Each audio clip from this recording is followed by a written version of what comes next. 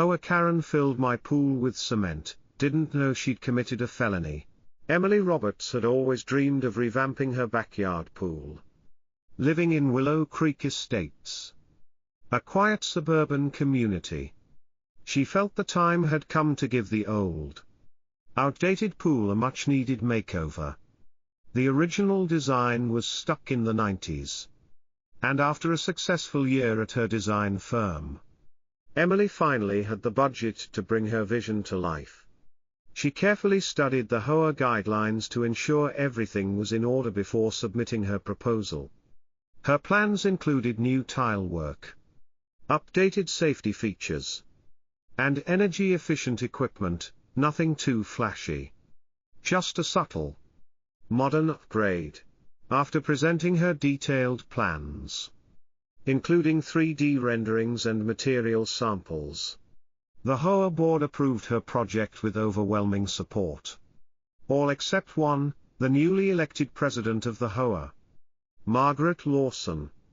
Margaret, a woman known for her strict views on the neighborhood's aesthetic, immediately took issue with the proposed light blue tiles.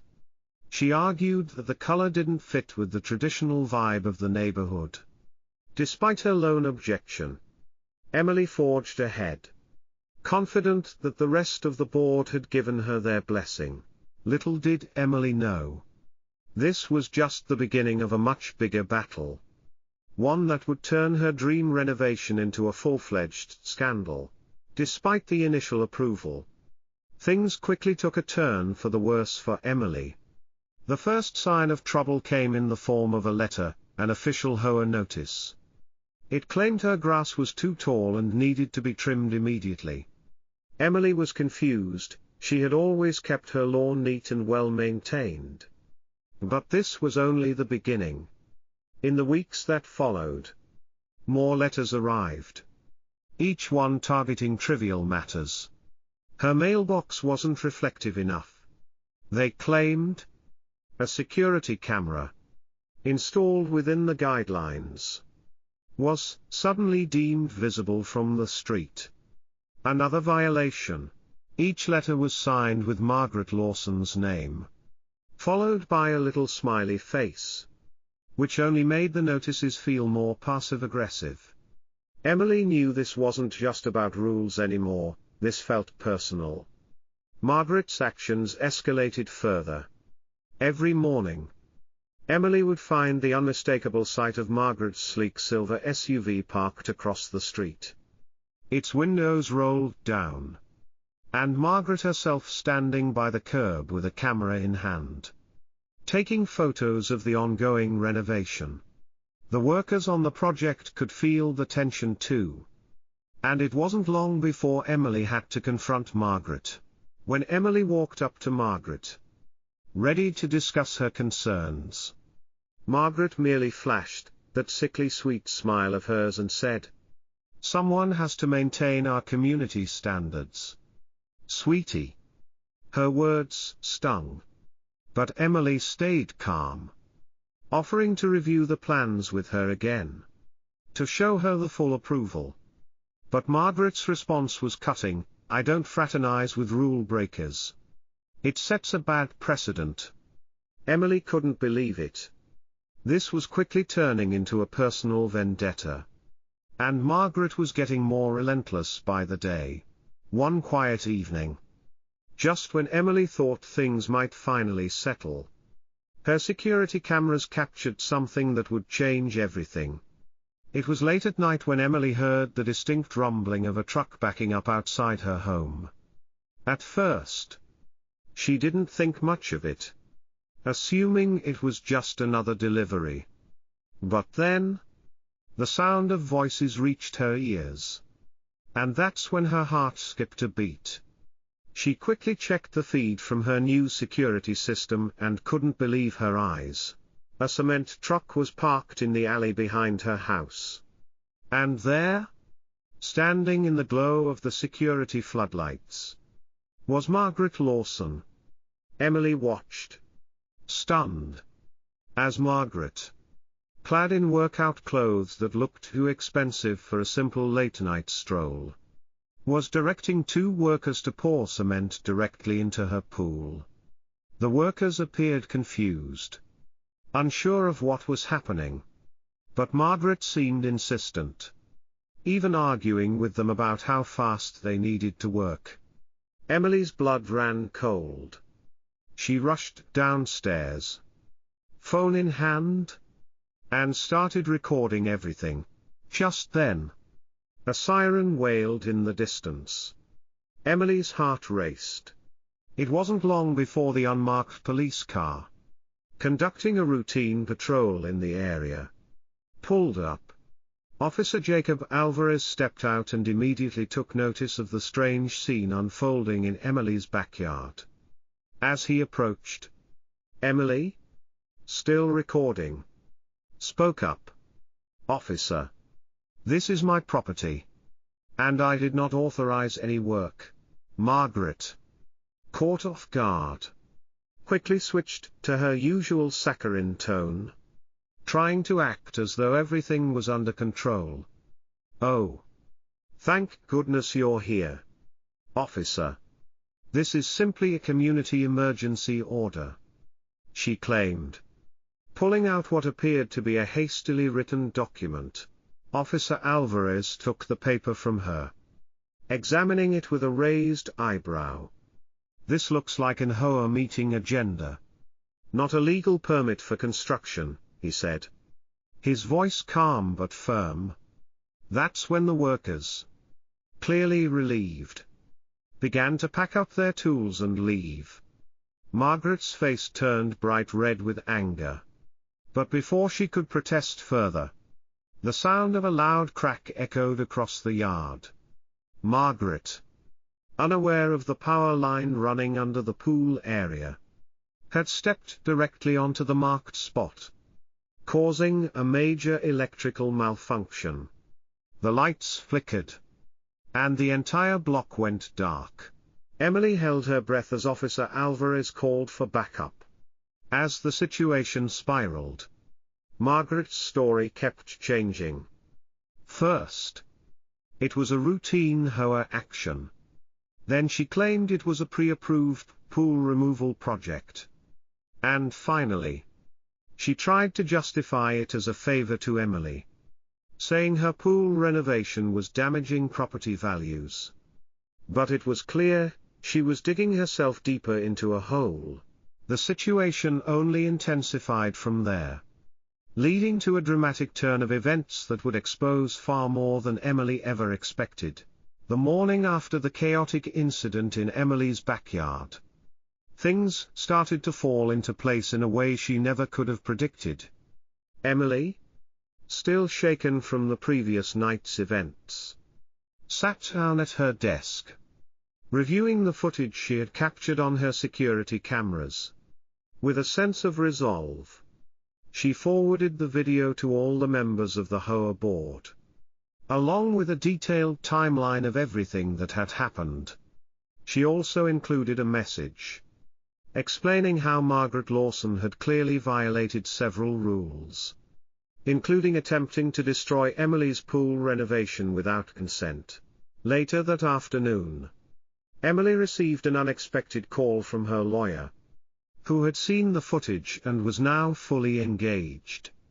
"Emily," her lawyer began, "this isn't just about your pool anymore. This goes beyond harassment." Emily felt a shiver run down her spine as her lawyer explained the magnitude of the situation. They decided it was time to involve the authorities. As her lawyer worked to contact the district attorney's office, Emily attended an emergency HOA board meeting. Margaret, of course, was nowhere to be seen. She sent a text claiming she had a prior engagement. But Emily could sense that Margaret knew the walls were closing in.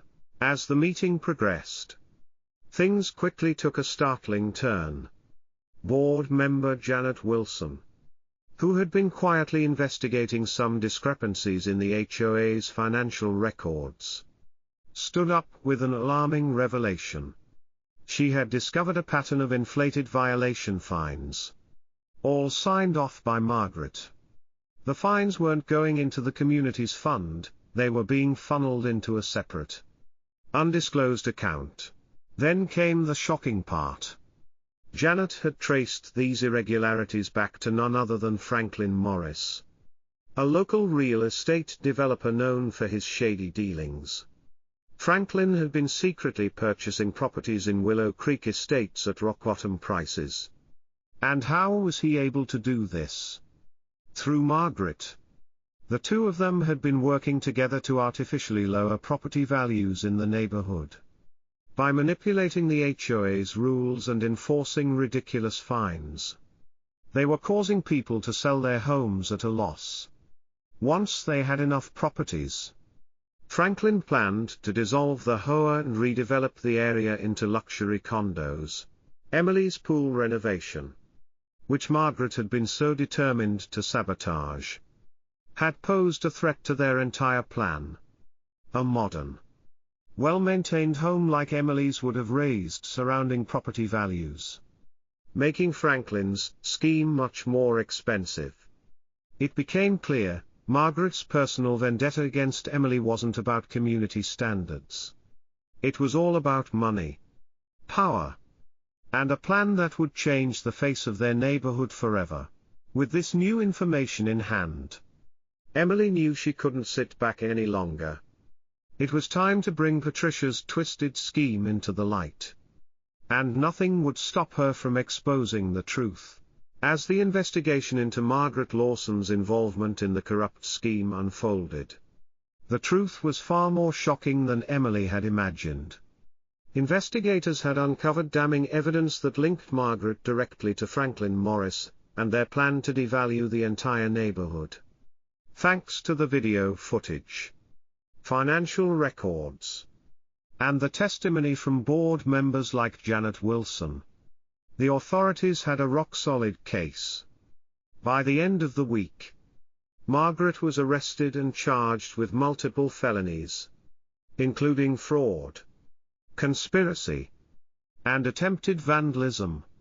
Franklin Morris, in a surprising twist, turned state's evidence against her, providing more information that ultimately sealed her fate.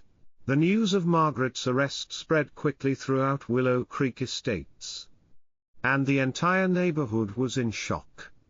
What had started as a petty battle over a pool renovation had turned into a full-blown scandal that exposed deep-rooted corruption. But with Margaret out of the picture, the HOA could finally begin to heal. A new board was elected, one with a commitment to fairness and transparency. The bylaws were rewritten to make the HOA more accountable. And for the first time, the financial records were opened up to all residents.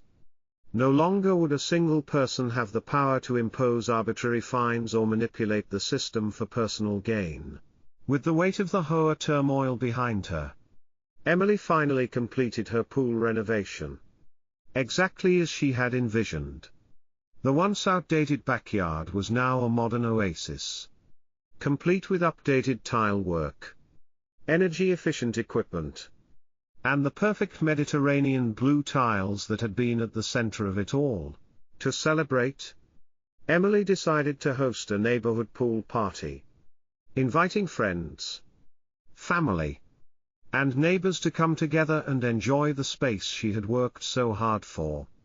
The party was a massive success, with laughter, music, and children splashing in the pool.